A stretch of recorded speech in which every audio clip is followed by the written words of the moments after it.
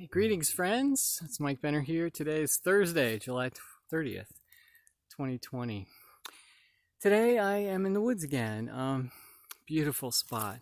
I'm at the head of a valley called Snake Spring, and I think I've referenced this once before. It's named for the stream that runs through it, very much like a snake. It's a windy stream through the valley. At the head of this valley is kind of an interesting history. I'll show the sign to you here as I edit the video.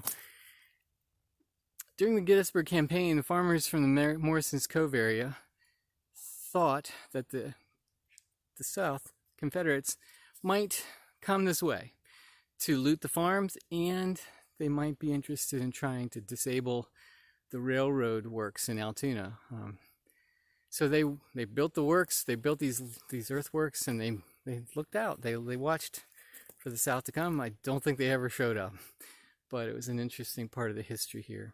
This is a beautiful valley. It's a beautiful, Morrison's Cove is rich farmland where the farmers moved in the late 1700s. 1791, Abraham Oberholzer, I think, was issued one of the early deeds for this part of the county, Bedford County. This morning, I picked up a journal called Leader, and it's about worship resources and from the Anabaptist perspective. And one of the articles that I happened upon was talking about authority, power and authority. If you think about it, the farmers back in that, in those 1760s were worried about a foreign army coming and abusing their authority, taking their produce, pillaging their farms. War is often about imposing authority and power over others. Not a pleasant thing. The story for Sunday. So I started reading the gospel reading through that lens about our personal authority and how we exercise power, how we exercise authority, and how we deny power or authority to others sometimes. We deny influence, and we overlook people and the cares and the concerns they have.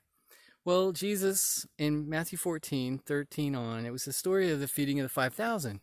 But it starts by saying Jesus, after these things, after John the Baptist had been beheaded by Herod. And if you read the story, it was an abuse of power. Herod, the king, was asserting his authority over the prophet of God. And it was kind of a mess.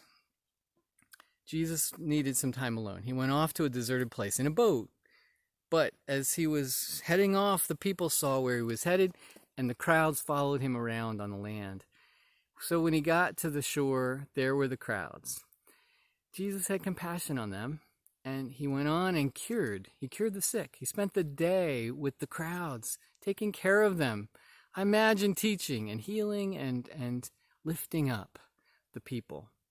Evening came, and the disciples said, "Hey, we need to send these people away so we can get something to eat." Jesus says, "Why don't you feed them?" And with 5 loaves and 2 fish, he fed 5,000 men, we're told, plus others, plus women and children.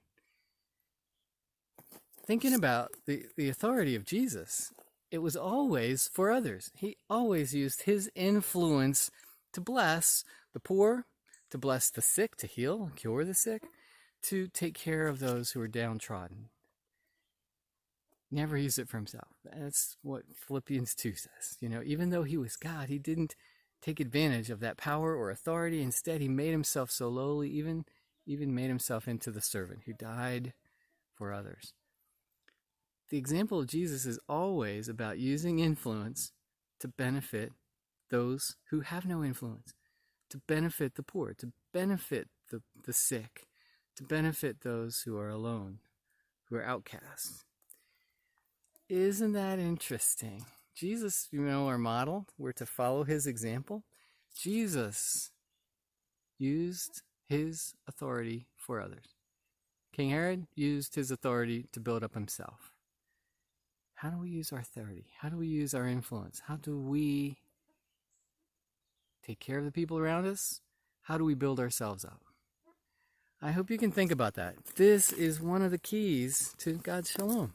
It's learning how to use the influence and the power we have over others and over situations around us to bless others instead of to build ourselves up.